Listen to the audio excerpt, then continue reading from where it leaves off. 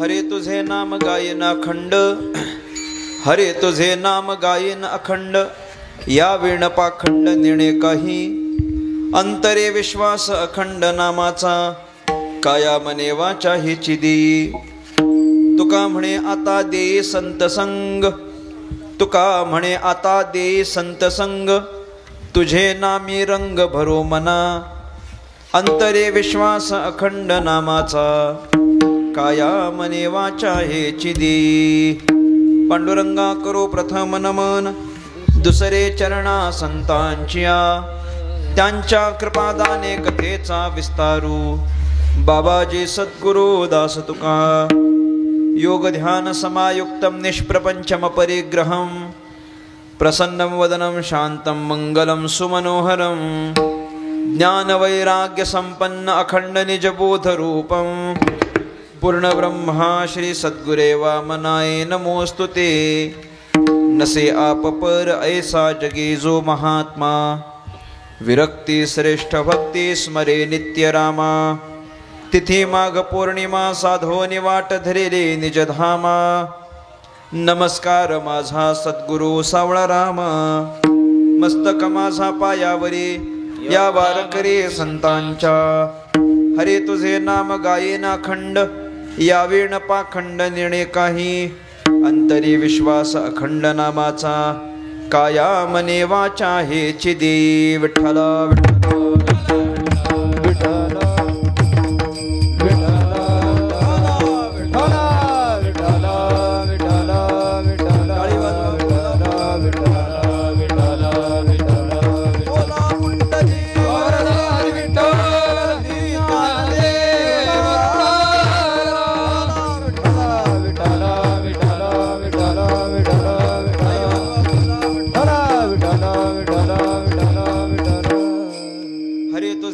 गायन अखंड, या विण पाखंड निर्णे काही, अंतरी विश्वास अखंड नामाचा, काया मने वाचा हेची देई. महाराष्ट्राचा आराध्य दैवत राजाधिराज भगवान श्री पंढरीनाथ परमात्मा, कैवल्य साम्राज्य चक्रवर्ती विश्वसंत महावैष्णव ज्ञानराज माऊली, सद्गुरु श्री वामन बाबा, सद्गुरु श्री सवाराम बाबा महाराज आदी करून सर्व साधू संतांच्या चरणी विनम्रपणे नतमस्तक होतो. माझ्या समोर उपस्थित माझ्यापेक्षा ज्ञानाने वयाने अनुभवाने ज्येष्ठ श्रेष्ठ कीर्तनकार प्रवचनकार मातृभगिनी श्रोता गायक वादक आदी करून कलाकार वर्ग, तुम्हा सर्वांच्या चरणी साष्टांग प्रणिपात करून परमात्म्याच्या संकीर्तनाला आरंभ. विठ्ठला विठ्ठला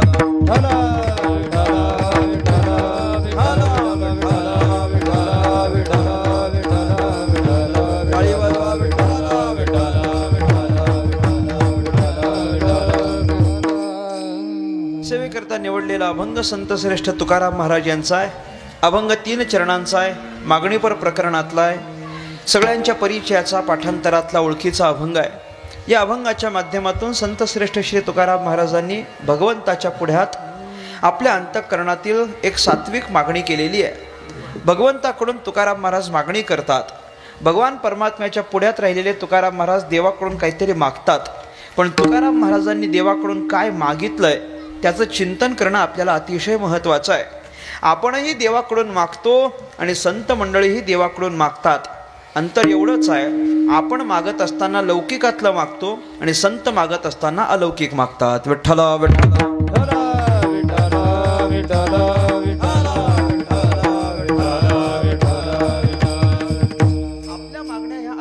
शुल्लक असतात. काहीतरी स्वतंत्रपणे प्रपंचातलं संसारातलं थोडं थोडं का आपण काहीतरी मागतो आणि मोकळं होतो. आणि तुकाराम महाराज आदी करून सगळे संत मागतात तेव्हा ते प्रपंचातलं कोणतीच गोष्ट देवाच्या पुढ्यात मागत नाहीत. तुकाराम महाराजांची किंवा ज्ञानोबारायांच्या पासून चालत आलेली सगळी संत परंपरा आपण पाहिली किंवा त्यांच्या अगोदरची भक्त परंपरा आपण पाहिली तर कुणीही देवाच्या पुढ्यात प्रपंचाकरता मागितलेलं नाही असं आपल्याला पाहायला मिळेल. भक्त मंडळी, संत मंडळी, महात्मा, साधू हे कधीच देवाच्या पुढ्यात प्रपंचातलं मागत नाहीत. म्हणजे त्यांना मागता येत नाही असं नाही किंवा त्यांना मागण्याची गरज नाही असंही नाही. तुकाराम महाराजांचं जीवनचरित्र आपण पाहिलं तर एक 21-22 वर्षाच्या नंतर तुकाराम महाराजांच्या जीवनामध्ये त्यावेळेला आलेला दुष्काळ आणि त्या दुष्काळामुळे तुकाराम महाराजांची गेलेली सावकारकी आणि नंतर तुकाराम महाराजांकडे आलेलं दारिद्र्य हे सगळं पाहिल्यानंतर तुकाराम महाराजांनी देवाकडे 1-2 तरी सोन्याचे बंगले मागायला पाहिजे होते की नाही मला सांगा. हो नाही बोलत चला जरा माना तरी हलवा कमीत कमी मागायला पाहिजे होतं की नाही. काहीतरी चांगलं मागितलं असतं तर काय बिघडलं असतं सांगा ना. तुकाराम महाराजांच्या पुढ्यात देव उभा राहतो. तुकाराम महाराजांनी काहीतरी चांगलं मागू शकत होते. अख्खा गाव सोन्याचा मागू शकत होते, काहीतरी प्रपंचाकरता मागू शकत होते, गेलेली सावकारकी परत मिळावी असं मागू शकत होते, नाहीतर दारिद्र्य जाण्याकरिता संपत्ती मागू शकत होते. भरपूर काही तुकाराम महाराज देवाच्या पुढ्यात मागू शकत होते आणि देवही तुकाराम महाराजांना द्यायला तयार होता. पण तुकाराम महाराज कधीच आपल्या प्रपंचाच्या संबंधानं देवाच्या पुढ्यात मागत नाही. गाथेमध्ये तुकाराम महाराजांचे 400हून अधिक अभंग हे मागणीपर प्रकरणातले अभंग आहेत. नुसती मागणीच आहे. 400 पेक्षा जास्त अभंगांमध्ये तुकाराम महाराज देवाच्या पुढ्यात मागतात. पण आपण अभ्यास करून पहा, कोणत्याही अभंगात तुकाराम महाराज देवाच्या पुढ्यात प्रपंचाकरता म्हणून अजिबात मागत नाहीत. जी काही मागणी आहे ती एक तर समाजाच्या हिताकरता आहे किंवा मग स्वतःच्या परमार्थाकरिता आहे. विठ्ठला विठ्ठला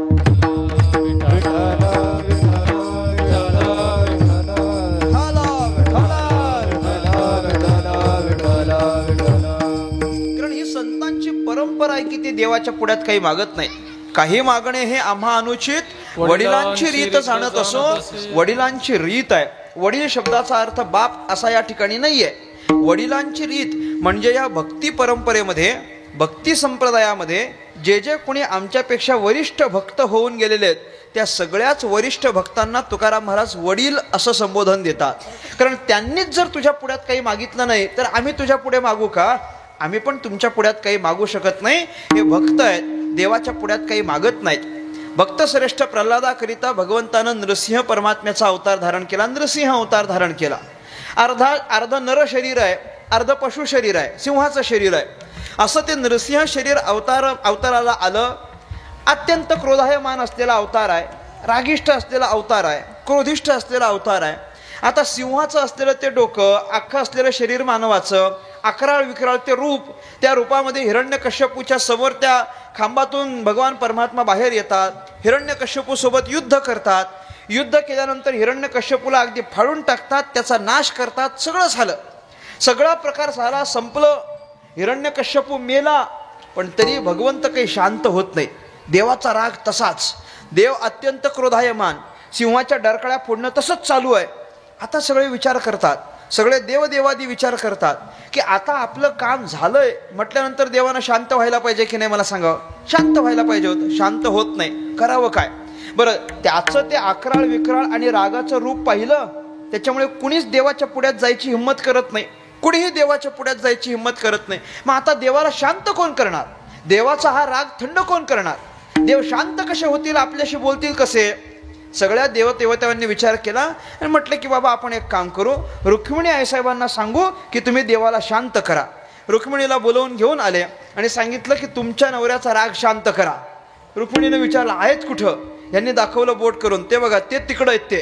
हे म्हटले हे माझे पती नाहीत, हे असलं रूप माझ्या पतीचं नाही. म्हटले नाही नाही, हे तुमच्याच पतीचं रूप आहे. म्हटले त्यांनी ते रूप घेतलंय. त्यांनी तो राग पाहिल्यानंतर रुक्मिणी आईसाहेब म्हणतात हे आपल्याला पण जमणार नाही. जरी माझा नवरा असला तरी पण ते या रूपातला हा जो राग आहे तो शांत करणं हे मला जमत नाही. रुक्मिणीने पण हात वर केले, कोणालाच जमत नाही. आता करावं काय? सगळ्या देवदेवतांनी विचार केला, हे आलेत कुणासाठी? कुणासाठी बोलत चला? प्रल्हादासाठी. मग प्रल्हादासाठी आलेत म्हटल्यानंतर आता शांत कोण करणार? प्रल्हादच करणार.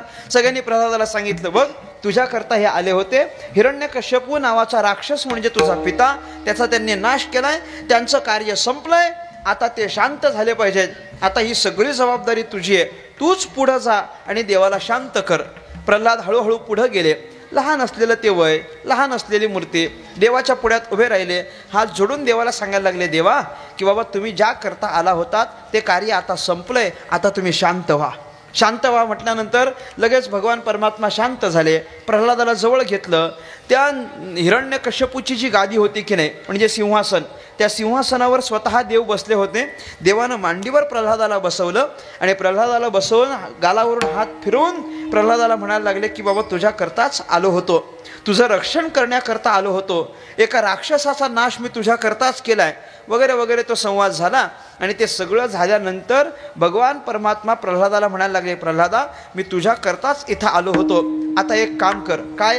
तुला जर माझ्याकडून काही मागायचं असेल तर माग. आता माझा मुद्दा इथं आहे बरं का, मागणीवर. भक्त देवाकडून काही मागत नाहीत याच्याकरता मी बोलतो. हिरण्यकश्यपू म्हणायला लागला किंवा नृसिंह परमात्मा म्हणायला लागले, प्रल्हादा तुला जर माझ्याकडून काही मागायचं असेल तर माग. प्रल्हादजी म्हटले नाही देवा, आम्ही तुमच्याकडून काही मागू शकत नाहीत, मला कसलीच इच्छा नाही. देव म्हटले असं नाही, थोडं तरी काहीतरी माग. प्रल्हादजी म्हणायला लागले मला काही मागायचं नाही. अरे म्हटले मी सांगतो म्हणून तरी माग. प्रल्हाद म्हणतात मागायचं नाही. अरे अख्खं मी स्वतः देव तुझ्या समोर आलोय, माग सांगतोय, माग काहीतरी. प्रल्हाद म्हणायला लागला नाही देवा मला काहीच मागायचं नाही. का मागायचं नाही? मी तुमची जी भक्ती केली त्या भक्तीच्या बदल्यात जर मी तुमच्याकडून काहीतरी मागायला लागलो तर ती भक्ती ठरणार नाही, तो व्यवहार होईल. व्यवहार. मी तुमच्याकरता काहीतरी करतो, त्याच्या बदल्यात तुम्ही माझ्याकरता काहीतरी करा. ही भक्ती आहे की व्यवहार आहे? हा व्यवहार आहे. आज मी तुम्हाला मदत करतो, उद्या तुम्ही मला मदत करा. हा काय आहे? व्यवहार आहे. आज मी तुमच्याकरता धावून येतो, उद्या अडचणीत तुम्ही माझ्याकरता धावून या. हा काय आहे? व्यवहार आहे. आज आम्ही तुमच्या सप्त्याला येतो, उद्या तुम्ही आमच्या सप्त्याला या. हा काय आहे? हा व्यवहारच आहे. इथं कुठला आलाय प्रेम न कसली आली भक्ती आहे? नाही नाही, हे फक्त उपस्थिती लावण्याकरता, हजेरी करता. आम्ही तुमच्याकडे 2 हजेऱ्या लावल्या, तुम्ही आमच्याकडे 2 हजेऱ्या लावा. या हजेरीचं रजिस्टर अजून सापडलं नाही मला, हे कुठं असतं कुणाच ठाऊक, पण ते म्हणतात खरं हजेरी लावून जा म्हणून. आज आम्ही तुमच्याकडे येतो, उद्या तुम्ही आमच्याकडे या. हा काय आहे? हा व्यवहार झाला. प्रल्हादानं सांगितलं देवा मी तुमची भक्ती केली आहे, त्याच्या बदल्यात जर मी तुमच्या पुढ्यात काही मागायला लागलो तर तो व्यवहार होईल, म्हणजे मी व्यावहारिक ठरेन, मी भक्त ठरणार नाही. आणि मी भक्त असल्यामुळे तुमच्याकडून काही मागायचं नाही. देव म्हणायला लागले नाही मागितलंच पाहिजे. प्रल्हाद म्हणतात नको. म्हटले नाही मागितलंच पाहिजे. नको. शेवटी देवानं मागितलं, अरे मी देव आहे, कमीत कमी माझा शब्द खाली पडू नये म्हणून तरी माग. देवाचा शब्द, उद्या लोक काय म्हणतील, देवाचं पण तू ऐकलं नाही म्हणून. माझा शब्द खाली पडू नये याच्याकरता तरी माग. प्रल्हादजी म्हणायला लागले ठीक आहे देवा मागतो, एवढा तुम्ही आग्रह करत असाल तर मी मागतो. तशी माझी मागण्याची इच्छा नाही, पण उगा तुम्ही आग्रह करायला लागले म्हणून मी मागतो. पण तुम्ही द्याल? मग म्हटले मी देईन, मला जे हवं ते द्याल, हवं ते देईन. पुन्हा नाही म्हणणार नाही, अजिबात नाही म्हणणार नाही. विचार करून बघा. अरे हो विचार करून सांगतो. नक्की द्याल? नक्की देईन. अजिबात नाही म्हणणार नाही. अरे नाही म्हणत तू माग, आधीच कीर्तन उशिरा सुरू झाले म्हटले, ते एवढा वेळ घालवू नको. म्हटले माग, तुला काय मागायचे लवकर माग. म्हणे काय मागायचं तुला? प्रल्हादानं सांगितलं देवा ऐका. आता तुम्ही ऐका, प्रल्हादानं जे मागितलं ते फार गोड आहे. प्रल्हादानं सांगितलं देवा जर तुम्हाला मला काही द्यायचंच असेल, तुम्हाला जर मला काही द्यायचंच असेल तर एवढंच द्या की इथून पुढं मी तुमच्या पुढ्यात काहीच मागू नये, एवढीच माझी मागणी आहे. संपली मागणी. मी तुमच्या पुढं काहीच मागू नये एवढीच माझी मागणी असेल तर काहीही झालं तरी भक्त देवाकडून मागत नाहीत हे नक्की आहे. विठ्ठला विठ्ठला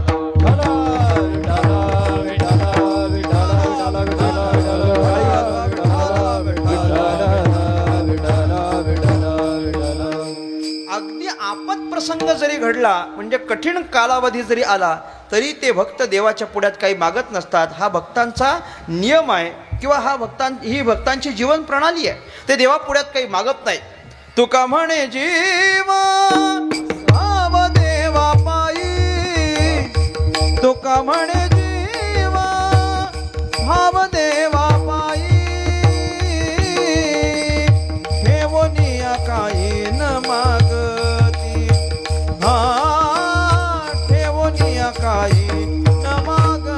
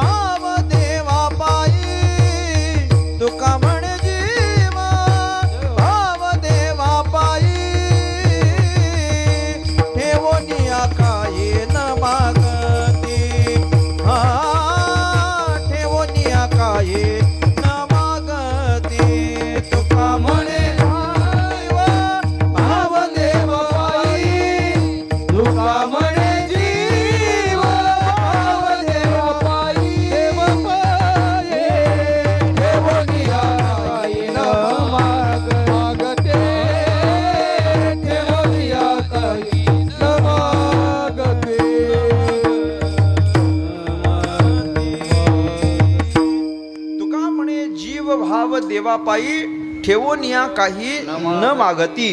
ठेवनिया शब्द थोडा अलीकडे घ्यायचा. तुका म्हणे जीव भाव देवापायी ठेवनिया काही न मागती हा भक्तांचा असलेला स्वभाव आहे.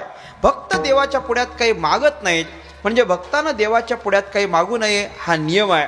तुकाराम महाराज म्हणतात वडिलांची रीत जाणत असो हे भक्त श्रेष्ठ प्रल्हाद आदी करून हे सगळेच भक्त म्हणजे आमचे वडील या यादीमध्ये असतील तर या सगळ्या वरिष्ठ भक्तांनी जसं देवाच्या पुढ्यात काही मागितलं नाही तसं आम्ही सुद्धा देवाच्या पुढ्यात काही मागत नाही. म्हणजे मागतच नाही असं नाही पण प्रपंचाच्या संबंधानं आम्ही काही मागत नाही.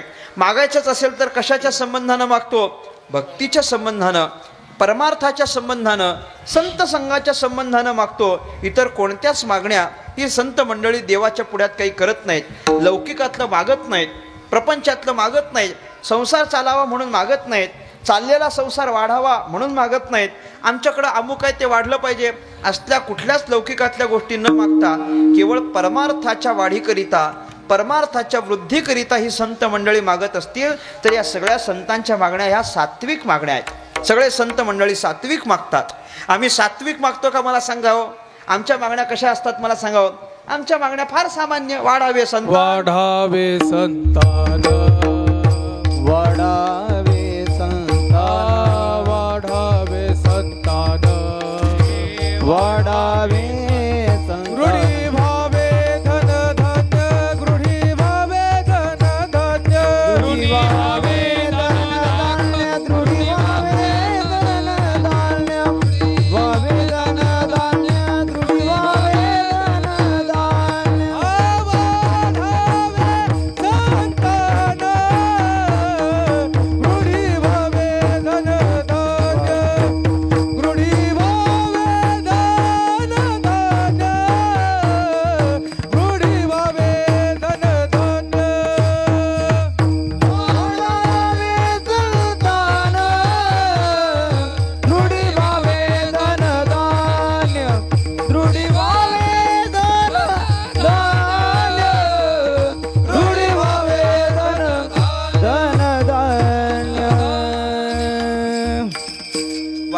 संतान गृही व्हावे धनधान्य, एवढीच काही ती आपली अपेक्षा असते. आपल्याला संतान प्राप्ती व्हावी, आपलं धन वाढावं, धान्य वाढावं, ग्रह वाढावे, तिच्या आपल्या अपेक्षा असतात. आणि याच सगळ्या अपेक्षा आम्ही देवाच्या पुढ्यात करत असतो.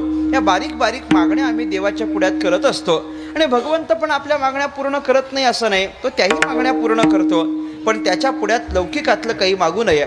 तुकाराम महाराजांची मागणी ही विशेषतः नेहमी परमार्थाच्या संबंधानं असते.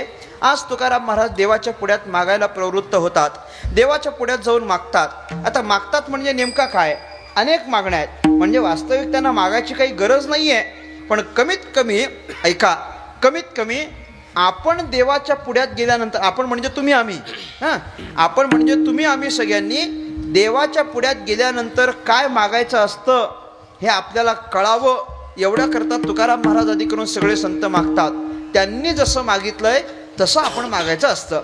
साधू संतांच्या मागण्या किती विशेष आहेत मला सांगावं. हे चिदान देगा देवा, तुझा विसर न व्हावा, गुण गायन आवडी, हेची माझी सर्व जोडी, असं काहीतरी मागितलं पाहिजे. मागणे ते एक, तुझं प्रती आहे, देशील तरी पाहे पांडुरंगा, या संतांसी निरवी हेची मज देई, आणिक तुझे काही न माग तुझं देवा, असं काहीतरी मागितलं पाहिजे.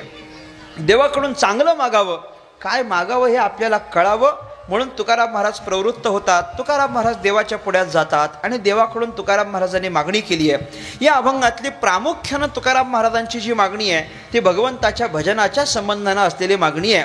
तुकाराम महाराजांच्या अंतःकरणातली अपेक्षा फक्त एवढीच आहे, काय की बाबा आपल्या मुखाद्वारे आत्ता सध्याच्या घडीला येत असलेले जे भजन आहे, आपण आत्ता जे देवाचं भजन करतोय, हे देवाचं भजन आपल्या मुखाद्वारे कायम झालं पाहिजे, अस्खलित झालं पाहिजे, ते नेहमी सुरू राहिलं पाहिजे. आपल्या भजनात कधीही खंड पडता कामा नये, अखंडित भजन आपल्या मुखाद्वारे व्हावं, ही एक मागणी तुकाराम महाराजांनी केली. अभंगाचं पहिलं. हरी तुझे नाम गायन कंड, हरी तुझे नाम गायन कंड, हरी तुझे नाम गायन कंड, हरी तुझे नाम गायन कंड, हरी तुझे नाम गायन कंड, हरी तुझे नाम गायन कंड, हरी तुझे नाम गायन कंड, हरी तुझे नाम गायन कंड, हरी तुझे नाम गायन कंड, हरी तुझे नाम गायन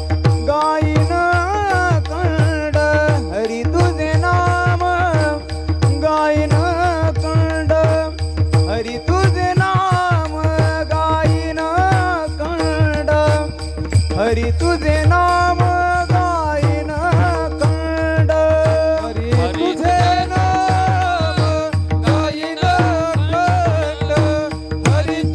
नाम गायन कंड, हरी तुझे नाम गायन कंड, हरी तुझे नाम गायन कंड, या विन पाखंड नेने काही, या विन पाखंड नेने काही, या विन पाखंड नेने काही, या विन पाखंड नेने काही, अंतरी विश्वास अखंड नामाचा, अंतरी विश्वास अखंड नामाचा, अंतरी विश्वास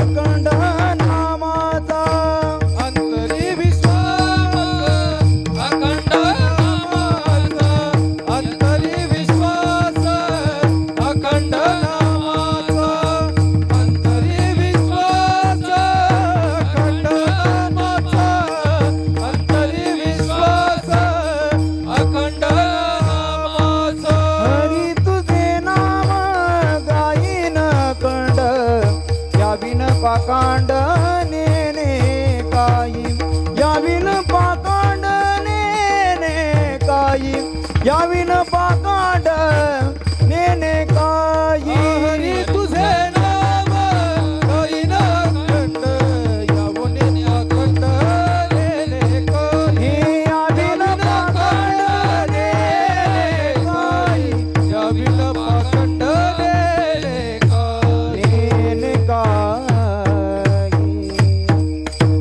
हरी तुझे नाम गायन अखंड या विण पाखंड नेणे काही. तुकाराम महाराजांनी भगवंताच्या पुढ्यात मागणी केलेली आहे, हरी तुझे नाम गायन अखंड याविण पाखंड नेणे काही. या अभंगाची अडचण अशी आहे की या पहिल्या चरणात तुकाराम महाराजांची अशी मागणी म्हणून काही दिसत नाही. मागणी म्हटल्यानंतर कसले शब्द पाहिजेत, मला द्या, माझ्यासाठी करा, असे काहीतरी शब्द पाहिजेत की नाही. सरळ सरळ हे वाक्य पहा बरं, याच्यामध्ये कुठं मागणी दिसणार नाही. हरी तुझे नाम गायीन अखंड, यात मागणी आहे का तपासून बघा बरं. हरी तुझे नाम गायीन अखंड, यात कुठं मागणी आहे, मागणी दिसत नाही.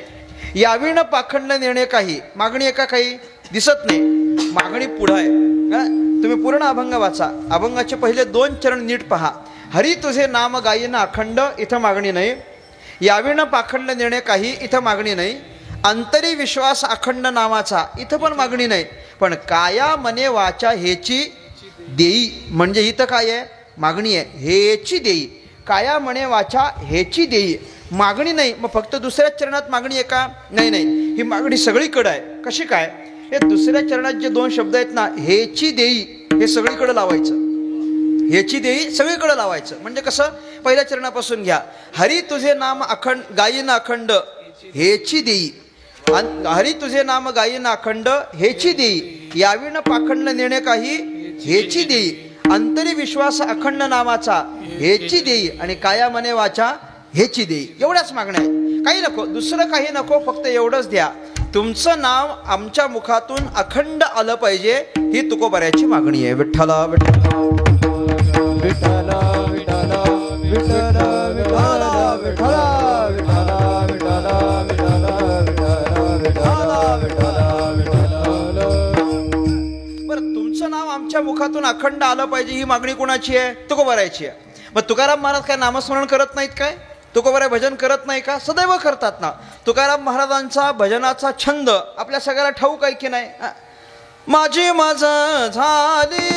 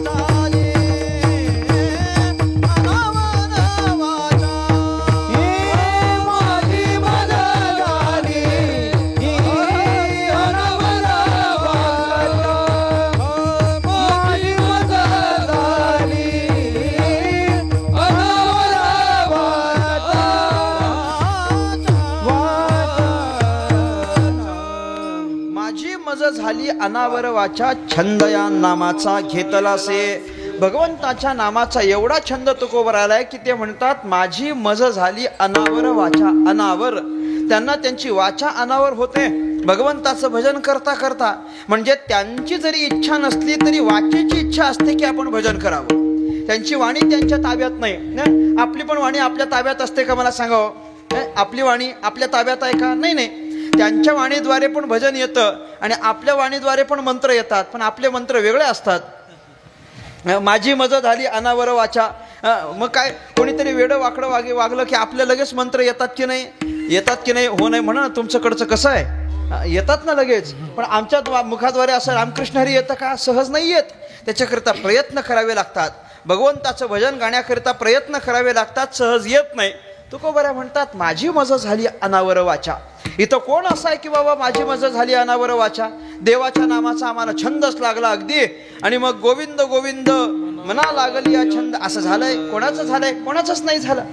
सगळेच जण भगवंताच्या भजनाला लागलेत काय? लागले नाहीत. देवाचं भजन करणारी माणसं काही सगळीच आहेत का? सगळीच नाही. देवाचं भजन करणारी माणसं फार थोडी आहेत. मी गमतीनं बोलत असतो, ऐका. देवाचं भजन करणारी माणसं फार थोडी आहेत. देवाचं भजन करणारी माणसं फार थोडी आहेत.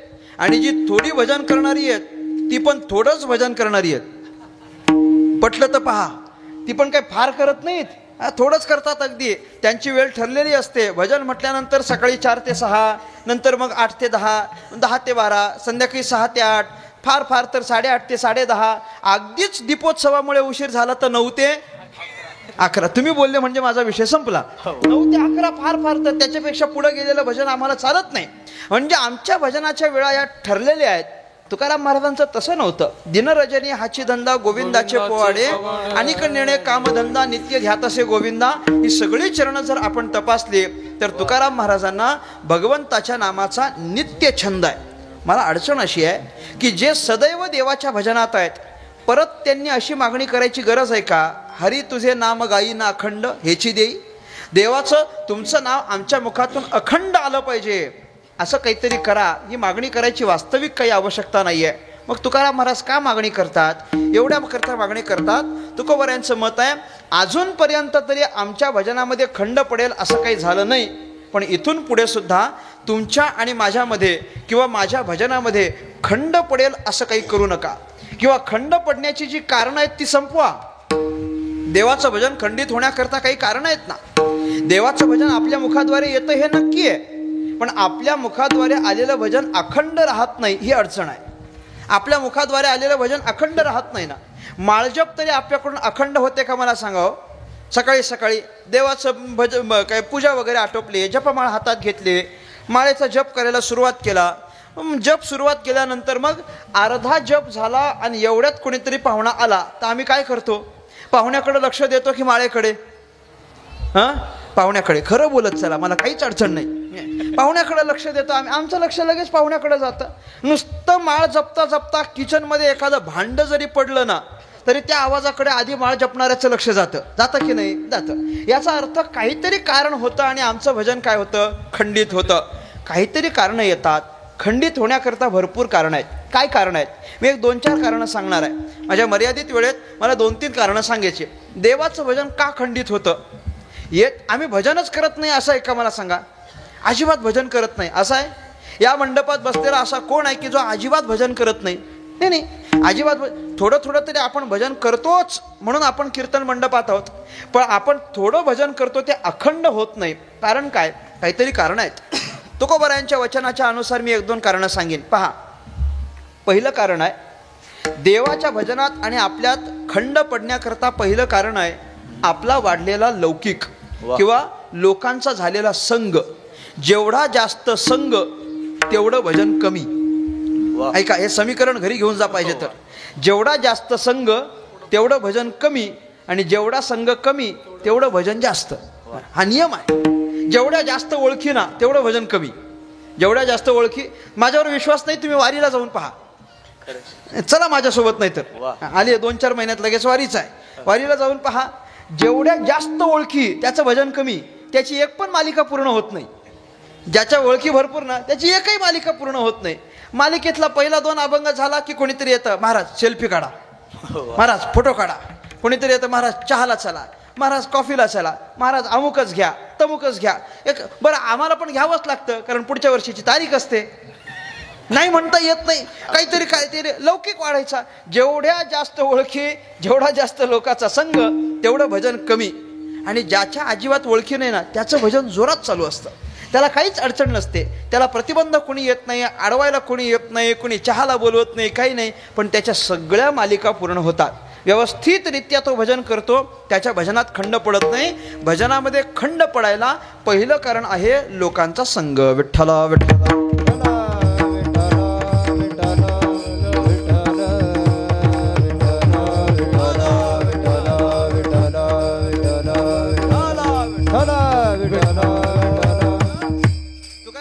व्यक्त केलंय. संघ वाढला भजन कमी होणार, संघ वाढला की भजन कमी होत असतं. तुकोबाऱ्या म्हणतात संगे वाढे शीण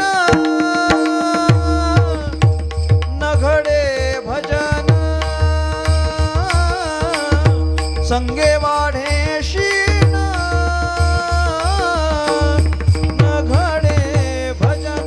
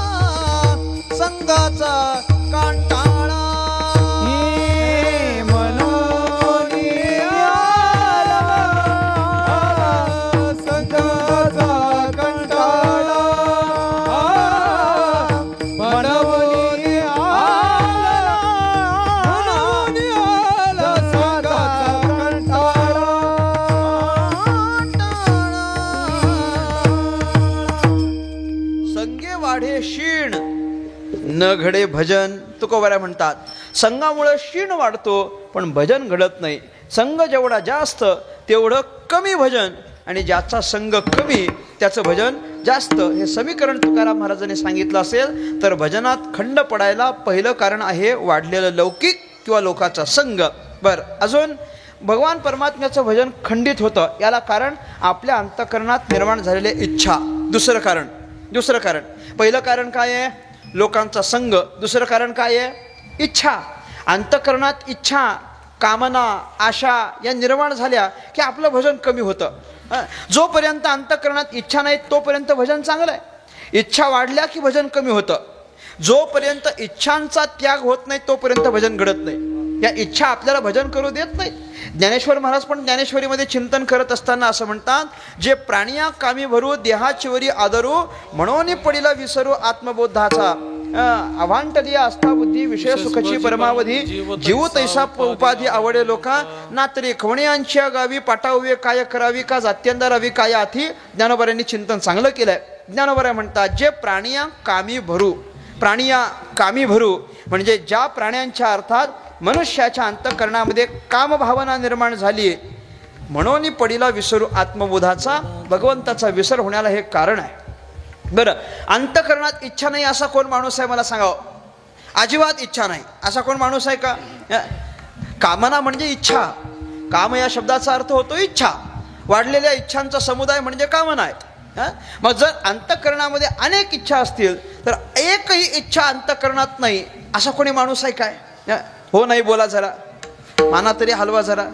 अजिबात इच्छा नाहीत म्हणून असं नाही. प्रत्येक माणसाच्या अंतःकरणात इच्छा आहेतच आहेतच आहे. कीर्तनाला आला तरी इच्छा आहे की नाही मला सांगा.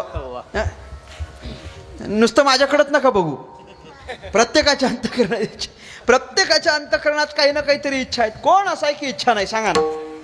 प्रत्येक जण कीर्तनाला एकाच अपेक्षेने येऊन बसतो असं नाही. काही लोक संगीताचे भोक्ते असतात. त्यांना असं वाटतं संगीत ऐकायला मिळालं पाहिजे. मग ज्यांना संगीत ऐकावं वाटतं त्यांना वाटतं या अख्ख्या कीर्तनातून एखादी तरी चांगली चाल मिळावी म्हणून ते कीर्तनात येऊन बसतात. म्हणजे संगीत ऐकणाऱ्याला काय पाहिजे? चाल पाहिजे. ज्याला मृदंगाची आवड आहे त्याला काय पाहिजे? एखादा नवीन बोल पाहिजे. विनोद ऐकायची सवय त्याला विनोद पाहिजे. चिंतन ऐकण्याची सवय त्याला एखादा मुद्दा पाहिजे. वेदांत ऐकावं वाटतं त्याला एखादी प्रक्रिया पाहिजे. कविता ऐकावं वाटतं त्याला एखादी कविता पाहिजे. चरित्र ऐकावं वाटतं त्याला वाटतं छत्रपतींचं चरित्र पाहिजे. पोवाडे ऐकावे वाटतात त्याला वाटतं पोवाडे पाहिजे. आता झालं असं की आमच्या कीर्तनात सगळंच मिळतं. पूर्वीच्या कीर्तनात फक्त कीर्तन होतं. आताचं कीर्तन सार्वजनिकच झालंय पहा. ते सगळंच असतं त्याच्यामध्ये. कीर्तन आता असं नाहीत की ज्याच्यामध्ये एकही मुद्दा ठेवला नाही. आता पहा सगळेच्या सगळे मुंगळे आणि ज्याचा जो विशेष तो त्याचा कीर्तनकार. जाऊ द्या, जय विठ्ठल झाल्यावर बोलेन. मला फार त्याचा काही विस्तार करायचा नाही. परंतु असं प्रत्येकाला काहीतरी पाहिजे. काहीतरी चाल पाहिजे, बोल पाहिजे, विनोद पाहिजे, चिंतन पाहिजे, अमुक पाहिजे, तमुक पाहिजे. काही ना काहीतरी पाहिजे. बरं ज्याला काहीच नाही पाहिजे ना त्याला पण काहीतरी पाहिजे. खरं मी तुम्हाला सांगेन, ज्याला काहीच नाही पाहिजे ना त्याला पण काहीतरी पाहिजे. त्याला काय पाहिजे? ज्याला काहीच नाही पाहिजे त्याला एवढंच पाहिजे, आजचा कीर्तनकार कमीत कमी 11ला तरी थांबला बस, एवढं पाहिजे बोलत चला. पाहिजे कमीत कमी 11ला थांबला पाहिजे. म्हणजे पाहिजेच की नाही, काहीतरी इच्छा आहे. अजिबात इच्छा नाही असा कोणीच माणूस या जगात नसेल. प्रत्येकाच्या मनात काहीतरी इच्छा आहे. मग ज्याच्या अंतःकरणात इच्छा निर्माण झाल्या त्याचं भजन कमी होत असतं. प्राणी या कामी भरो, ज्ञानोबा यांचं वचन आहे. आणि ज्याच्या अंतःकरणातल्या इच्छा संपल्या त्याचं भजन भरपूर आहे. विठ्ठला विठ्ठला विठ्ठला विठ्ठला विठ्ठला विठ्ठला विठ्ठला विठ्ठला विठ्ठला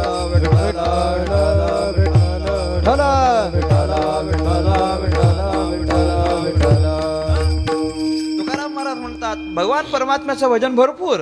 ज्याच्या अंतःकरणामधल्या कामना संपल्या त्याला भरपूर भजन करता येतं. किंबहुना त्याचं टोक सांगत असताना तुकोबाराय म्हणतात अंतःकरणातल्या इच्छा संपल्या की एवढं भजन करता येतं की देवाला सुद्धा ऋणी बनवता येईल एवढं भजन त्याच्याकडे घडू शकतं. जर भगवंत अगदी सेवा ऋणी होईल इथपर्यंत भजन होऊ शकतं. पण कामना संपल्या तर, अर्थात कामना म्हणजे इच्छा, यांच्यामुळे आपला काय होतो? भजनामध्ये खंड पडतो.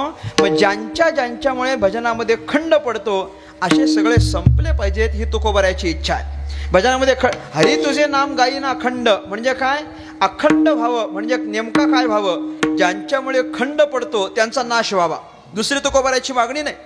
तुकोबारायांनी एका ठिकाणी स्पष्ट केलंय, जळोतती येथे उपजविती अंतराय, सायासाचे जोडी माझे तुमचे पाय.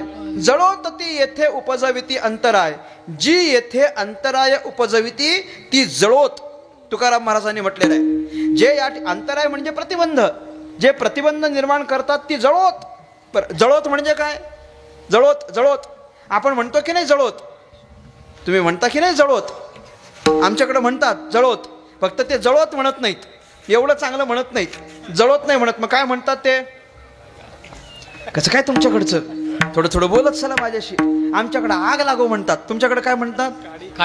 काडी लागो. बरं ठीक आहे, बस एवढंच बोलत चालायचं. काडी लागो म्हणतात की नाही? काडी लागो म्हणजे तरी काय? आग लागोच ना, म्हणजे जळोत. बरं काडी लागो असं पहिल्यांदा भेटला लगेच काडी लागो असं म्हटलं का कोणी? नाही.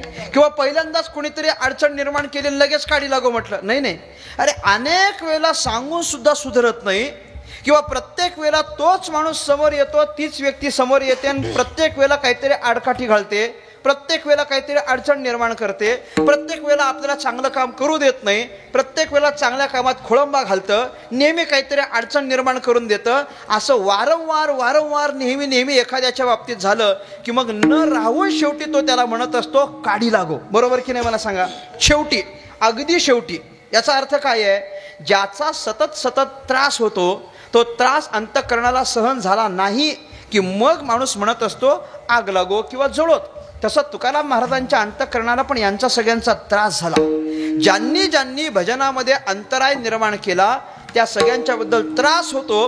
म्हणून तुकोबारा म्हणतात जळोत ती येथे उपजविती अंतराय, सायासाचे जोडी माझे तुमचे पाय, माझे सायास तुमचे पाय जोडी. माझ्या सायासानं तुमच्या पायाची प्राप्ती होईल असं काहीतरी मागा. तुकोबारे फार गोड बोलतात. आता माझं साह्य येथे करावे देवा, देवा तुम्ही मला काहीतरी सहकार्य करा. आणि पुढचं वाक्य माझ्यासाठी महत्वाचं आहे. तुझी घेई सेवा सकळ गोवा उगवोनी, सकळ गोवा उगवोनी तुझी सेवा घेई. देवा माझ्याकडून तुम्ही तुमची सेवा माझ्याकडून तुम्हीच करून घ्या. सेवा कोणी करायची? मी. पण तुकाराम महाराज देवाला प्रार्थना करतात की तुम्ही माझ्याकडून सेवा करून घ्या. पण कशी? सकळ गोवा उगवोनी. सकळ गोवा, गोवा म्हणजे काय हो? अडथळा. पहा, फक्त बाबांना अर्थ माहिती आहे, नाही तर बाकीच्यांना दोनच गोवे माहीत. एक खाण्याचा आणि दुसरा फिरण्याचा. बस एवढं, याच्यापेक्षा पुढचा अभ्यासच नाही आमचा. एवढंच माहिती आहे आपल्याला. गोवा म्हणजे गुंता, गोवा म्हणजे अडथळा, गोवा म्हणजे अडचण, गोवा म्हणजे प्रतिबंध. तसा गोवा म्हणजे अडचणच. अजून नाही कळलं? जाऊ द्या, जरा आपली डोकी नेटवर्क मध्ये ठेवा. गोवा म्हणजे अडचणच आहे, गोवा म्हणजे प्रतिबंधच आहे, गोवा म्हणजे आडकाठीचा आहे, गोवा म्हणजे सत्यानाशच आहे. ज्याचा गोव्याशी संबंध त्याचा सत्यानाशच आहे. एवढं बोलून पण जर सुटलं नाही तर सत्यानाशच आहे. एवढं कमीत कमी सोडून टाका हो, कशाला ठेवायचं उगा? ठेवून मला म्हणायचं आहे सप्त्याला सगळ्यांनी देणगी दिली का हो? नाही म्हणत चला जरा. नाही का? बरं, नाहीतरी म्हणा, काहीतरी म्हणा. मी म्हणे द्या अथवा नका देऊ, पण या सप्त्याला कमीत कमी एक गोष्ट द्या. काय? काल्याच्या कीर्तनाच्या दिवशी समितीला येऊन सांगा आम्ही आमचं व्यसन सोडलं. एवढं दिलं तरी भरपूर झालं. बाकी काही नाही द्या. सांगा बाबा काही नाही, आजपासून सप्त्यामुळं आमचं व्यसन सुटलं एवढं सांगा. या सप्त्याची सगळी, या समितीची सगळी मेहनत आहे ना ती सत्कारणी लागेल. जर तुमची व्यसनं या कीर्तनामुळे सुटली तर सोडून टाकावं, संपावं सगळं. गोव्याचा संबंध अजिबात ठेवू नका, सगळं संपवा. ते गोवाराय म्हटले सकळ गोवा उगवोनी. गोवा म्हणजे गुंता. ह्या सगळ्या गुंता, सगळ्या अडचणी, सगळ्या अडकटी देवा तुम्ही बाजूला करा, पण माझ्याकडून तुम्ही सेवा करून घ्या. म्हणजे भगवंताचं भजन अखंड होण्याकरिता ज्यांच्यामुळे खंड पडतो ते सगळे संपावे, ही तुकोबारांची मागणी आहे. हरी तुझे नाम गायीना खंड एक, यावेण पाखंड नेणे काही. पाखंड शब्दाचे अर्थ भरपूर आहेत. एकच अर्थ मला जो अपेक्षित आहे तो मी सांगतो, बाकीच्या अर्थांचा विस्तार कधीतरी करेन. एकच अर्थ असा सांगतो. पाखंड या शब्दाचा अर्थ काय होतो? आपण ज्याची भक्ती करत आहोत त्याच्या व्यतिरिक्त अन्य कोणाकडे तरी जाणं याला पाखंड म्हणतात. म्हणजे ज्याची भक्ती करत आहोत त्याचं सोडून अन्य कुणाचं तरी भजन करणं याला पाखंड म्हणतात. तुकोबारा म्हणतात हे आम्हाला मान्य नाही. देवाचं, आम्ही जर पंढरीनाथाची भक्ती करतो तर भजन आम्ही त्याचंच करू. तुकाराम महाराजांना इतराचं भजन मान्य आहे का? नाही. एक गावे आम्ही विठोबाचे नाम आणि कापे काम नाही. आता इतर कोणाचंच भजन नाही, केवळ आणि केवळ एक विठोबा. दुसरं तुकोबारा स्वीकारत नसतील तर यावीण पाखंड नेणे काही, ही तुकाराम महाराजांची मागणी आहे. मग ही मागणी पूर्ण होण्याकरिता किंवा सदैव भगवंताचं भजन आपल्या अंतःकरणात असण्याकरता आपल्याकडं काय असलं पाहिजे? त्या सात्विक धैर्याची मागणी तुकाराम महाराज देवाच्या पुढ्यात करतात. दुसरं चरण. अंतरी विश्वास अखंड नामाचा, अंतरी विश्वास अखंड नामाचा, अंतरी विश्वास अखंड नामाचा, अंतरी विश्वास अखंड नामाचा, अंतरी विश्वास अखंड नामाचा, अंतरी विश्वास अखंड नामाचा, अंतरी विश्वास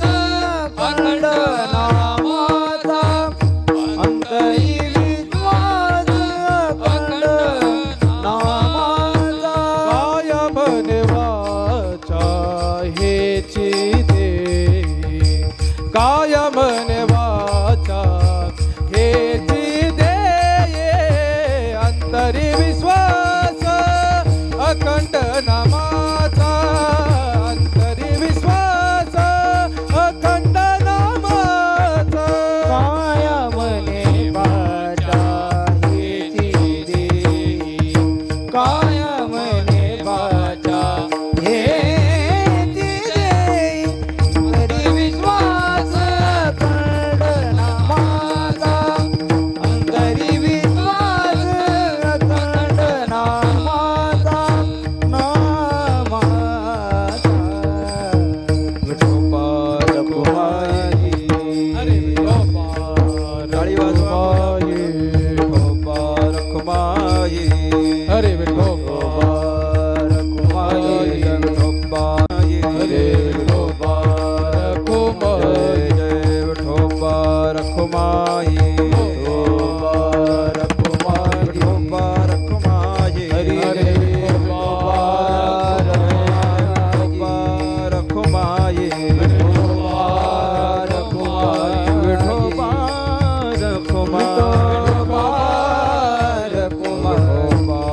रखुमाई रखुमाई विठोबा रखुमाई विठोबा रखुमाई अरे विठोबा रखुमाई विठोबा रखुमाई जय जय विठोबा विठोबा रखुमाई विठोबा रखुमाई विठोबा रखुमाई विठोबा रखुमाई हरे विठोबा रखुमाई विठोबा रखुमाई विठोबा रखुमाई विठोबा रखुमाई विठोबा रखुमाई विठोबा रखुमाई विठोबा रखुमाई विठोबा रखुमाई विठोबा रखुमाई विठोबा रखुमाई विठोबा रखुमाई विठोबा रखुमाई विठोबा रखुमाई जय विठोबा रखुमाई विठोबा रखुमाई विठोबा रखुमाई विठोबा रखुमाई विठोबा रखुमाई विठोबा रखुमाई विठोबा रखुमाई विठोबा रखुमाई विठोबा रखुमाई विठोबा विठोबा रखुमाई रखुमाई विठोबा रखुमाई विठोबा जय विठोबा रखुमाई विठोबा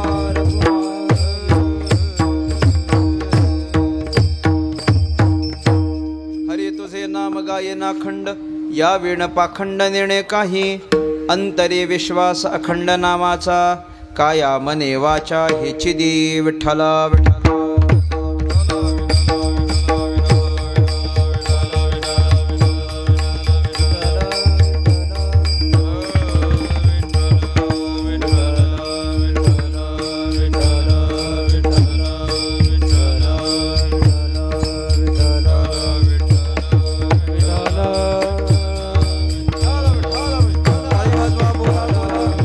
कुंडली कबरदा हरी विठ्ठल श्री ज्ञानदेवा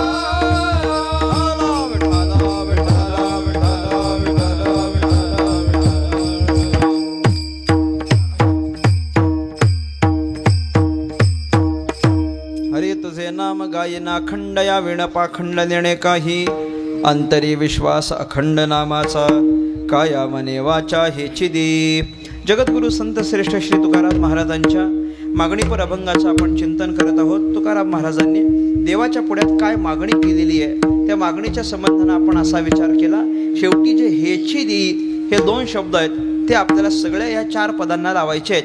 हरी तुझे नाम गायन अखंड हेची देई याविण पाखंड नेणे काही हेची देई अंतरी विश्वास अखंड नामाचा हेची देई आणि काया वनेवाच्या हेची देई. एवढ्या या चार गोष्टींची मागणी तुकाराम महाराजांनी देवाच्या पुढ्यात केलेली आहे. या सगळ्या मागणीतून तुकाराम महाराजांचा अर्थ जो आहे तो एकच आहे या सगळ्या अभंगातून तुकाराम महाराजांची मागणी ही प्रामुख्यानं भगवंताच्या भजनाचीच मागणी आहे. केवळ भगवंताचं भजन अविरत आपल्याकडून झालं पाहिजे, अव्यावृत भजन आपल्याकडून व्हावं, या अपेक्षेनंच तुकाराम महाराजांनी देवाच्या पुढ्यात हा अभंग सादर केलेला आहे. पण या सगळ्या अभंगातून निरनिराळ्या पद्धतीची भाषा जरी तुकोबारायांची असली तरी अर्थ मात्र एकच आहे की भजन अखंड झालं पाहिजे. अखंड झालं पाहिजे म्हणजे काय झालं पाहिजे? ज्यांच्यामुळे खंड निर्माण होतो त्यांचा नाश झाला पाहिजे असं आपण चिंतन केलं. जळोतती येथे उपजविती अंतराय या म्हणण्याप्रमाणे जे जे येथे अंतराय उपजविती ती जळोत म्हणजे संपली पाहिजेत. म्हणजे खंड ज्यांच्यामुळे होतो ते सगळं संपावं, याच्याकरिता अखंड म्हणजे अखंड होण्याकरिता खंड पडण्याची कारणं संपावीत ही पहिली मागणी आहे. दुसरी मागणी काय आहे? यावीनं पाखंड नेणे काही. पाखंड म्हणजे आपण ज्याची भक्ती करत आहोत त्याच्या व्यतिरिक्त अन्य कुणाचं तरी भजन करणं हे तुकाराम महाराजांना मान्य नाही. कशाप्रमाणे? आणि कापे काम नाही आता याप्रमाणे. इतर कोणाचं भजन नाही, ज्याचं भजन ज्याची भक्ती त्याचंच भजन करायचं, अन्य कुणाचं भजन करायचं नाही. आणि तिसरी मागणी तुकोबाराय करतात, अंतरी विश्वास अखंड नामाचा. अंतःकरणामध्ये नामाचा विश्वास निर्माण झाला पाहिजे. भगवान परमात्म्याचं भजन अखंड व्हावं. अखंड होण्याकरता काय पाहिजे? जी साधना आपण करत आहोत ती साधना अखंड होण्याकरिता, अविरत होण्याकरिता त्या साधनेवर आपला विश्वास असला पाहिजे. विश्वास असला की ती साधना अखंड होते. विश्वास असला पाहिजे ही साधनाच आपलं रक्षण करील असा विश्वास जर असेल तरच ती साधना आपल्याकडून कायम होत असते. भगवंताच्या शरणागतीचे जे भक्तिशास्त्रकारांनी 6 प्रकार सांगितलेले आहेत त्यामध्ये रक्षिष्यती इति विश्वासः असं एक सांगितलेलं आहे. विश्वास म्हणजे काय? रक्षिष्यती इति रक्षण करणं, इति विश्वासः देवच माझं रक्षण करील असा विश्वास असला की जसं आपण देवाला शरण जातो त्याप्रमाणे भजनच आमचं रक्षण करील असा विश्वास निर्माण झाला की भजन अखंड होतं. विठ्ठला विठ्ठला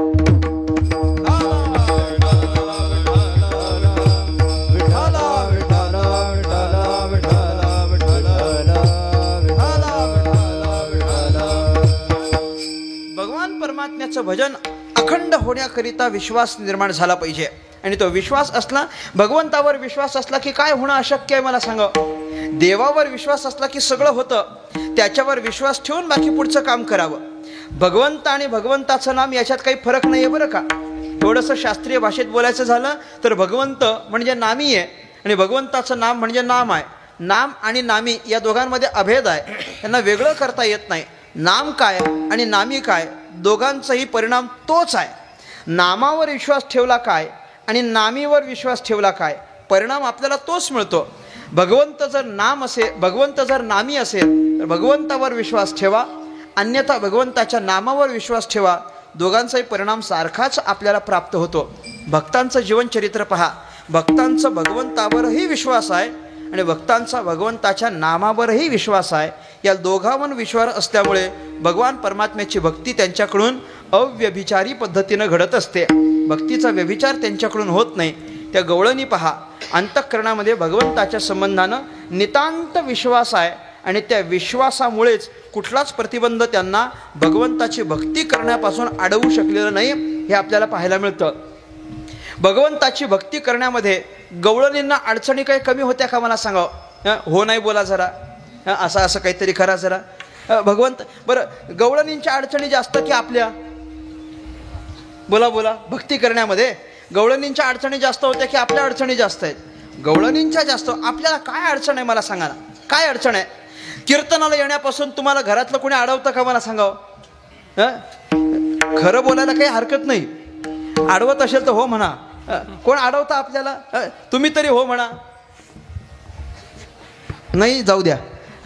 कोणी अडवतं का? बाबा नाही आज कीर्तनाला जायचं नाही असं कोणी अडवतं? कोणीच नाही. बाबा आज पाडवा आहे म्हणून तुम्ही कीर्तनाला जाऊ नका, कोणी अडवत नाही. बाबा सणाचा दिवस आहे घरात थांबा, कोणी अडवत नाही. गवळणींचं तसं होतं काय? त्यांना वाटलं भगवंताला भेटावं, चला लगेच निघाली आणि देवाला भेटण्याकरता गेले. असं होतं का त्यांचं? असं नाही. काहीतरी भगवान परमात्म्याचं भजन ऐकायला आलं म्हणून चला लगेच भजनाला जा म्हणून गेल्या, असं होतं का? असंही नाही. अनेक पद्धतीचे प्रतिबंध त्यांना होते पण त्यांचा भगवंतावर विश्वास आहे. आणि तो विश्वास असल्या कारणानं कोणत्या ना कोणत्या तरी निमित्तानं त्या भगवंताला भेटण्याकरता जातातच. निमित्त निर्माण करण्याची कौशल्य ते गवळणींकडून शिकावं आपण. भगवान परमात्म्याचं भजन अखंड होण्याकरिता आपल्याला निमित्त निर्माण करता आले पाहिजेत. निमित्त सप्ताह म्हणजे काय आहे? भगवंताचं भजन करण्याचं एक निमित्त आहे.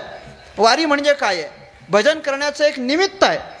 1-1.5 दिवसाचे उत्सव म्हणजे काय आहे? भगवंताचं भजन करण्याचे निमित्त आहे. हे तुम्ही निमित्त निर्माण करता आले पाहिजेत.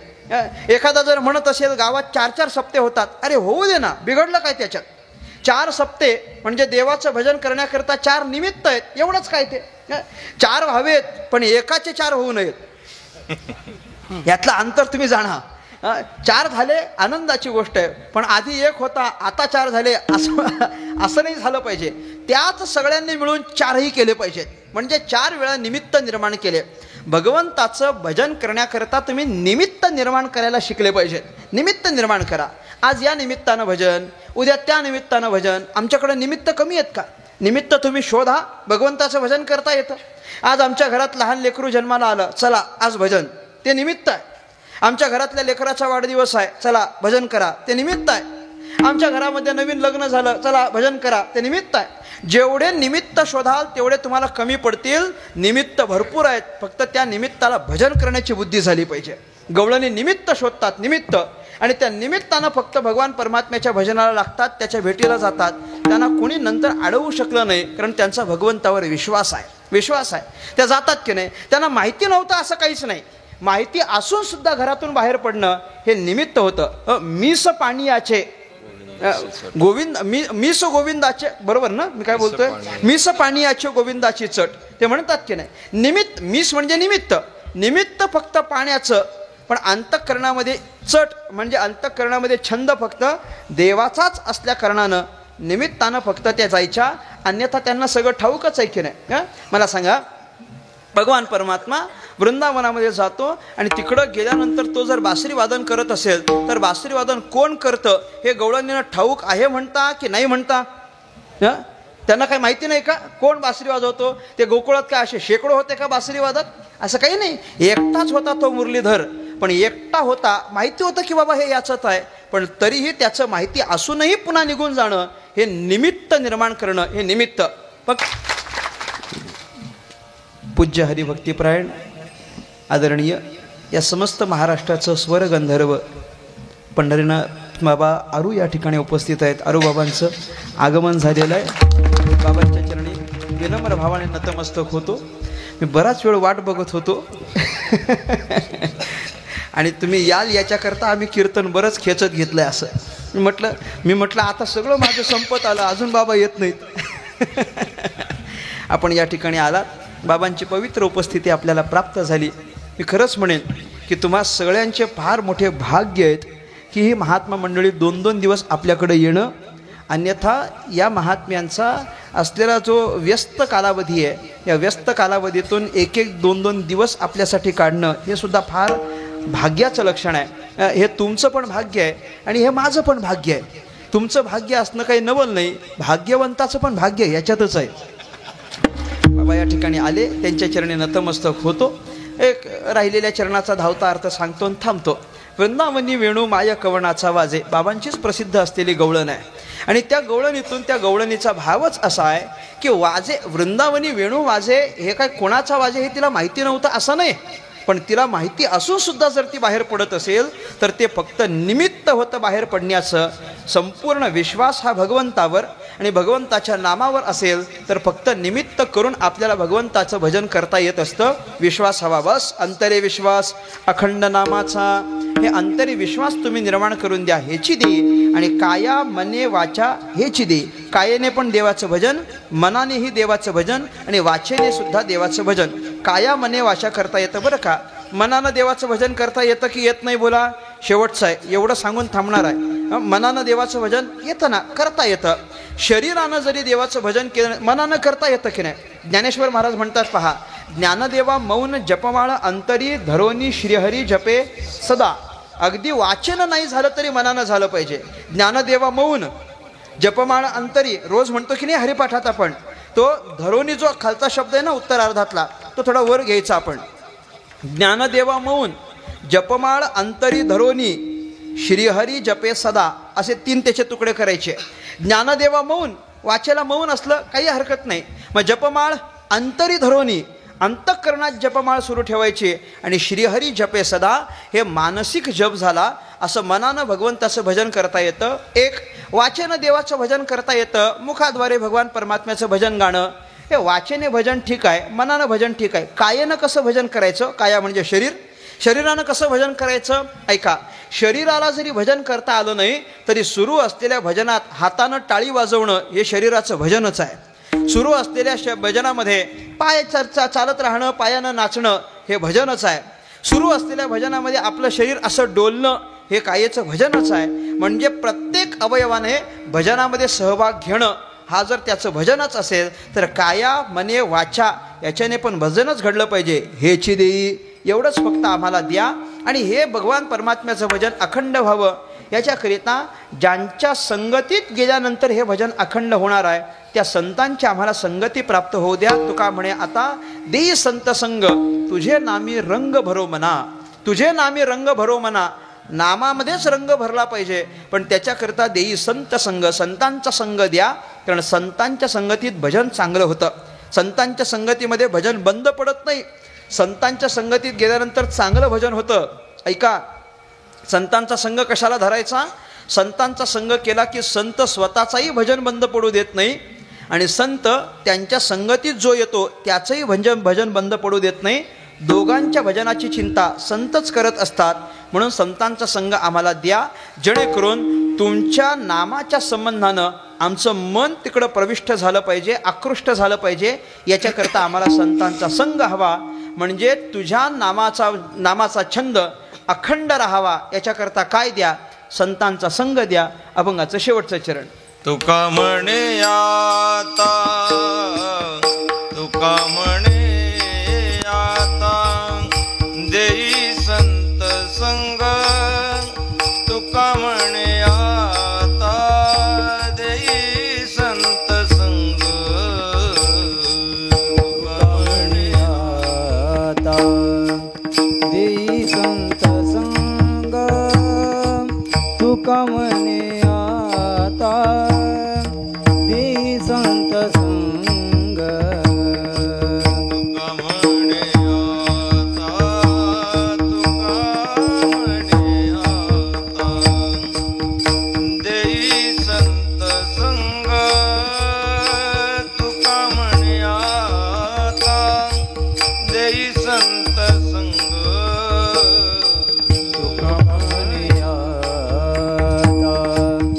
देई संत संग, तुका म्हणे आता देई संत संग, तुका तुझे नामी रंग भरो मना, तुझे नामी रंग भरो मना, अंतरी विश्वास, अंतरी विश्वास अखंड नामाचा, अंतरी विश्वास अखंड नामाचा.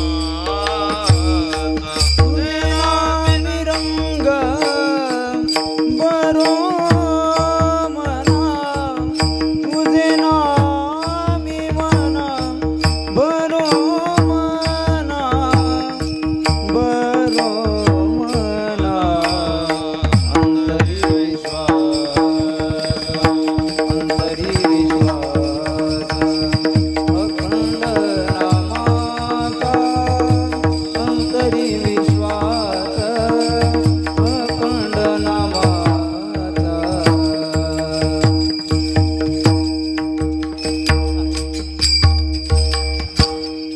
तुका म्हणे आता देई संत संग, तुझे नामी रंग भरो मना.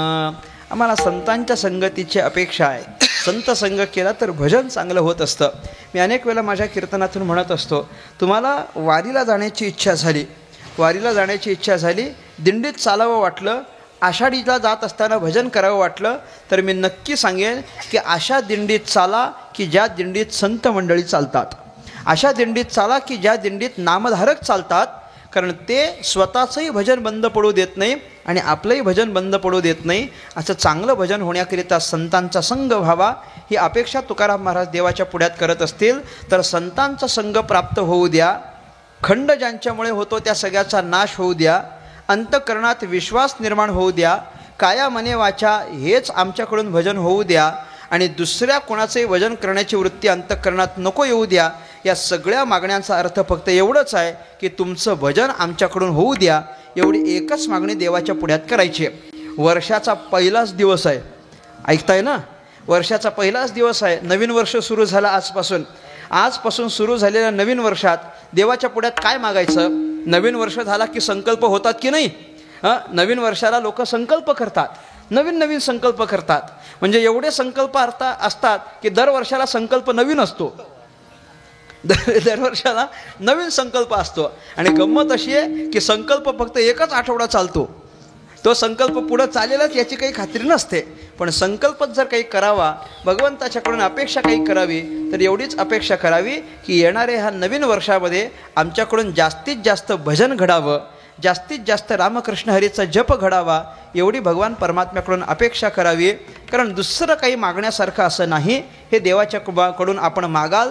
तुकाराम महाराजांच्या वचनाप्रमाणे आपल्याला भगवंताकडून भजन मागण्याची बुद्धी व्हावी अशी तुकोबारायांच्या चरणी प्रार्थना करतो आणि माझ्या वाणीला विराम देतो. भजन घ्यायचं आहे, पण माऊलींचं भजन तुम्ही गावा अशी इच्छा आहे. ज्ञानोबाराया तुकोबाराया असं सगळ्याचं मत.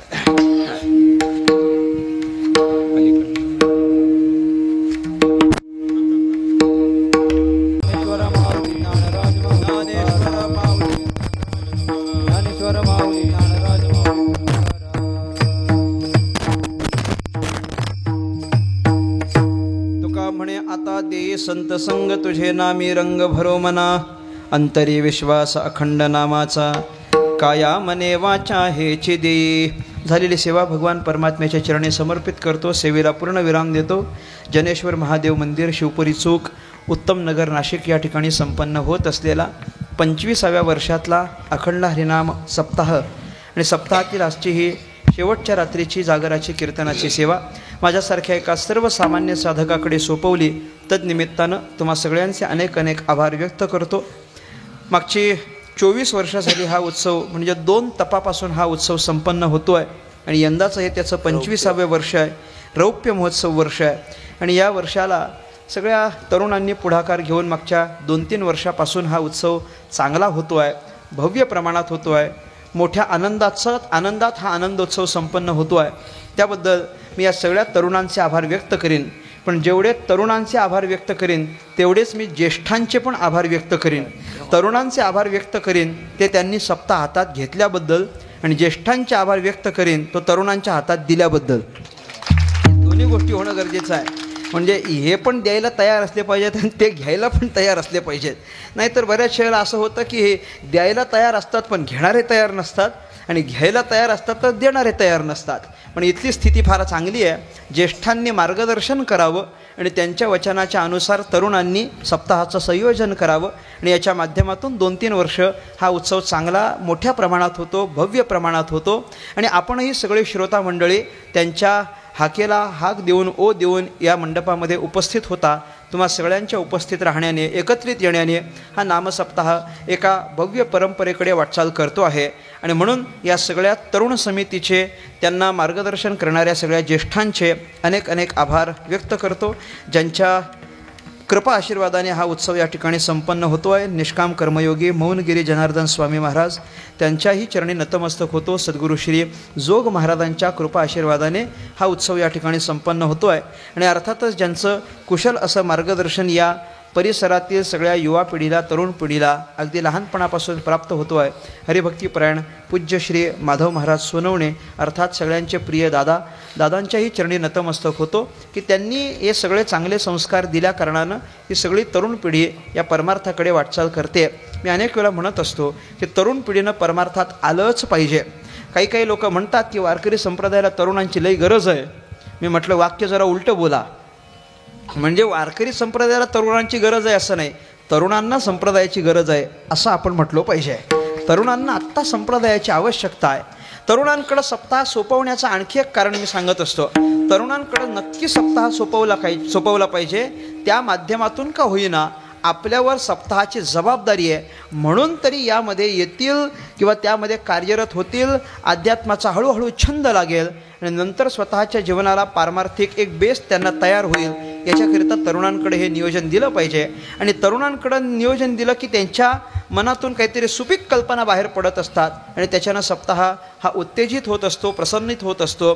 त्यामुळे या सगळ्या तरुणांचे अनेक अनेक आभार व्यक्त करतो. ज्यांच्या संपर्कातून आम्हाला आज इथपर्यंत येणं झालं ते म्हणजे आमचे ह्या सगळ्या समितीच्या पैकी असलेले अजयजी, बरोबर ना? आपण आम्हाला संपर्क केला आणि बऱ्याच आधी संपर्क केला, अनेक महिन्यांच्या पूर्वी. आणि त्यांनी म्हणत असताना म्हटले पाडव्याची सेवा घ्या. मी तसं वास्तविक पाडव्याला कुठं जात नाही, म्हणजे सणाच्या दिवशी तरी घरात थांबावं अशा आमच्या घरातल्यांची इच्छा असते. कारण त्यांना माहिती आहे हे बाबा दुसरे कधी भेटतच नाहीत. माझ्या म्हणजे बाबांची इच्छा आहे. हां, मला माहिती आहे तुम्ही हसले का सगळे. माझ्या बाबांची इच्छा आहे. माझ्या बाबांनी मला दंडक घालून दिला आहे. ते म्हटले की सणाच्या दिवशी बाहेर कीर्तन घ्यायचं नाही, सणाच्या दिवशी जरा घरी थांबत जा म्हणून पाडव्याच्या दिवशी शक्यतो मी बाहेर जात नाही. परंतु म्हटले की सगळ्या तरुणांचंच नियोजन आहे, तुम्ही आला पाहिजेत. मी म्हटलं. आणि दुसरी गोष्ट माझा एक हा वीक पॉईंट आहे की तरुणांचं नियोजन आहे असं समजलं की मग मला नाही म्हणता येत नाही. कारण तरुणांचं नियोजन आहे म्हणजे माझ्याच मित्राचं आहे, माझ्याच बांधवांचं नियोजन आहे म्हटल्यानंतर आपण गेलोच पाहिजे. कारण कसं आहे, मी एकतर आडनावाचा भाग्यवंत आहे आणि वयाने मी तरणा आहे, म्हणजे मी तरणा भाग्यवंत आहे तुकोबाराच्या वचनाच्या अनुसार. आणि म्हणून मग इथं येण्याचा योग झाला. त्यांच्या संपर्कातून आलो. बाकीचा सगळाच त्यांचा सहकारी वर्ग असेल त्यांच्या आग्रहानं इथपर्यंत आलो. त्यामुळे त्यांचे अनेक आभार व्यक्त करतो. नित्य संपर्कात राहिले आणि त्यांच्या संपर्कातून इथपर्यंत पोहोचता आलं. अन्यथा नाशिकमध्ये अनेक वेळा येणं होत असतं, पण या परिसरात पहिल्यांदाच आलो. त्यांचे आभार व्यक्त करतो. इथं आल्यानंतर ही सगळीच गुणीजन, गायक, वादक आदी करून मंडळी उपस्थित राहिली. आणखी एक नवलाची गोष्ट अशी घडली की आज मला वादक पण भाग्यवंत मिळाले. वादक पण आमचे भाग्यवंतच आहेत, मुकुंदराव भाग्यवंत. आणि मला असं वाटत होतं की फक्त आमचंच गाव भाग्यवंत आहे आणि दुसरे भाग्यवंत मला सापडले नव्हते, पण अलीकडं सापडायला लागले. पहा हे दुसरे भाग्यवंत मला सापडले आणि छान अशी मृदंगाची सेवा ते करत आहेत. त्यांच्या माध्यमातून गिरणारे वडगाव या ठिकाणी 1 मे ते 15 मेपर्यंत 30 मेपर्यंतचा एक संस्कार शिबिर त्या ठिकाणी चालणार आहे. आणि त्या शिबिरामध्ये सुद्धा आपल्या सगळ्या लेकरांना आपण पाठवून मृदंगाचे, गायनाचे असे संस्कार घडावेत या पवित्र उद्देशाने हे एका भाग्यवंताचं दुसऱ्या भाग्यवंताकरता सांगणं आहे, बाकी काही नाही. त्यामुळे ते या ठिकाणी उपस्थित आहेत. आपण सगळीच गायनाचार्य मंडळी उपस्थित आहात. आणि ह्या सगळ्या प्रसन्नदायी क्षणामध्ये आज ज्यांची आणखी एक अशी भर आपल्याला प्राप्त झाली, हरिभक्तीपरायण पूज्य आरूबाबा या ठिकाणी उपस्थित झाले. अगदी घाईतच आलेले मी पाहिले. मी त्यांना आधी कानात विचारलं, बाबांना पाणी तरी दिलत ना म्हटलं, की आल्या सरळच टाळ गळ्यात दिलात. ते म्हटले नाही. आणि तेवढी ही सगळी कार्यकुशल मंडळी आहेत. आलेल्या पाहुण्याचं आदरातिथ्य कसं करावं हे पण त्यांनी जाणून घेतलेलं आहे. त्यामुळे बाबा या ठिकाणी उपस्थित झाले. म्हणजे ते फक्त गायनाकरता उपस्थित आहेत असं नाही. उद्याचं सकाळचं काल्याचं कीर्तनसुद्धा बाबांचंच आहे. आणि वास्तविक पाहता काल्याचं कीर्तन म्हटलं की आदल्या दिवशी कोणी लवकर यायला मागत नाही, परंतु बाबा त्यांच्या मोठ्या मनानं इथपर्यंत आले, उभे राहिले, आम्हाला साथही केली. त्यामुळे त्यांच्याही चरणी पुन्हा एकदा नतमस्तक होतो. झालेली सेवा सद्गुरुनाथांच्या चरणी, जगद्गुरु तुकोबारायाच्या चरणी, माऊलींच्या चरणी समर्पित करतो. या सुरू असलेल्या सप्ताहाला अनेक शुभेच्छा देतो. संपन्न होत असलेला सप्ताह उत्तरोत्तर वाढत राहावं, ते बळ या सगळ्या तरुणांना प्राप्त व्हावं अशी भगवंताच्या पुढ्यात प्रार्थना करून माझ्या वाणीला पूर्णविराम. विठ्ठल जय जय विठ्ठल.